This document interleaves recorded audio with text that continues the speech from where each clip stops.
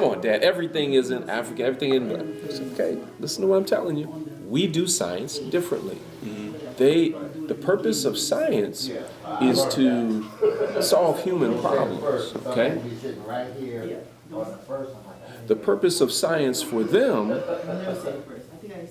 is suppression and oppression, to have the upper hand on other people so that you can oppress them, okay? And I'll give you an example of that. You all saw the movie Hidden Figures? Yes. Amazing movie. I mean, I recommend it to people. Just an amazing movie. But one thing that I think went over people's heads was the fact, the reason as to why the colored computers were even used to begin with, Katherine Johnson and the others. America was fighting for scientific supremacy with the Soviet Union.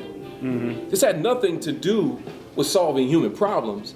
This is like, I don't want them to get to outer space and all that kind of stuff before I do. So I'm gonna assemble, as many scientists as I can, even colored scientists, to make sure that these others don't get there before I do. That was the whole thing, and I think that point was lost on a lot of people. We're so proud that we were involved in it that we haven't had a chance to step back and say, should we be involved in it? And so we do science differently. We, from the inception of time, have done science for the purpose of solving human problems.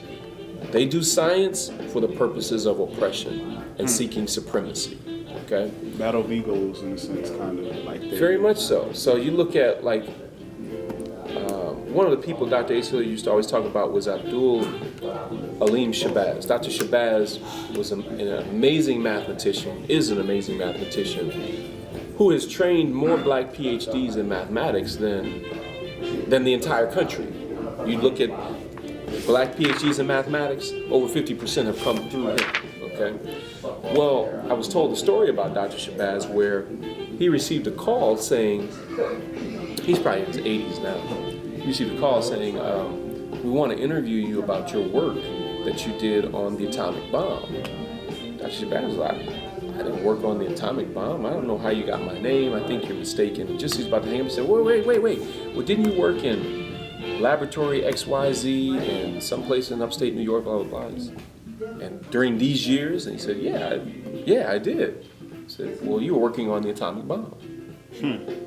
So here they were using his scientific and mathematical intelligence for a purpose other than what he would have probably consented to. You understand? And so we have to be very, very careful, because when we look, the scientific method is written into the preface of the Am's Mathematics Papyrus, which goes back almost 3,900 years and is known to be a copy of an older text. And we know that because the writer Amos says this is a copy of an older African text.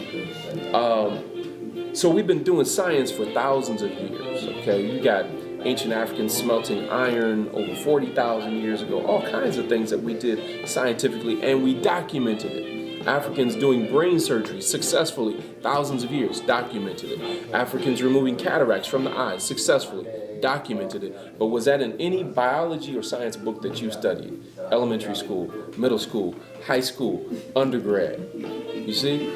And we can go from pre-K to postdoctorate and know nothing about who we are, where we came from, or what our tradition is. Yeah, history has been whitewashed tremendously. And I don't know if you're going to get through all your questions, man. Yeah, I'm probably not. It sparked something in me.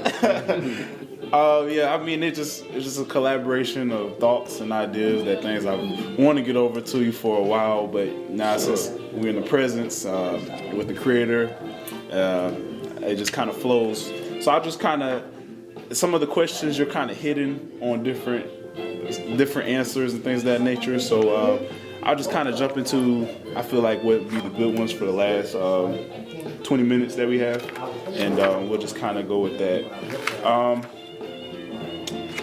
So what is the definition of black family love structure?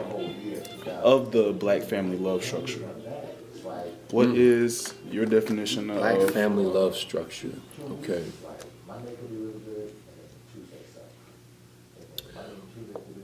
Dr. John Henrik Clarke tells us that there were two things that held together great black civilizations: honor and obligation.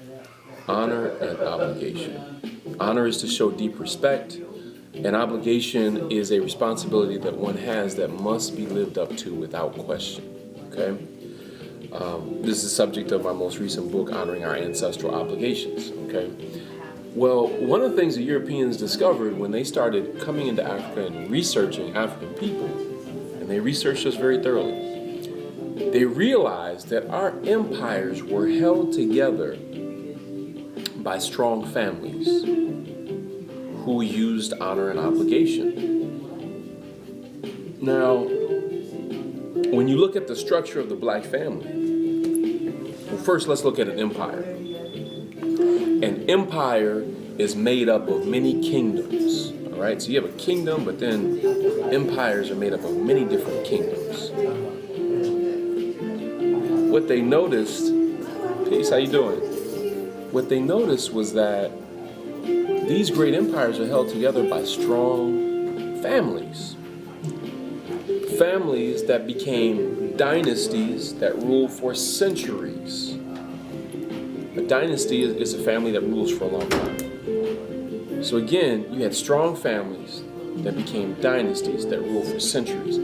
So they began to reason amongst themselves, well, if we're going to break the backbone of these empires, we have to get to the family. And if we're going to get to the family, the least common denominator of a family, the root of the family, is a strong male-female relationship, along with the, everything around it, the supporting family around it. I don't want to say extended family because that's a European concept. We've never had the notion of a nuclear family. But so then they had to deal with male-female relationships. So now you have a better understanding as to why there must be contention between black males and black females in this society, because this society was built on making sure that schism and division exists, because they could not take over without creating that division, and they cannot maintain power without that division. Okay, and so what will happen is, or what has happened, and many great teachers have told us this over the years. Dr. Frances Cress Welsing was probably the first, along with her teacher Neely Fuller, who told us about this back in the early 70s, late 60s, early 70s. But they will offer us every alternative aside from a black male and black female relationship and make it appear to be acceptable because it fits into their cultural and political mechanism of domination. And so this is one of the things that we have to contend with. So I'm a big proponent of strong black male-female relationships. My wife and I have been married for 23 years. Blessing. Yes.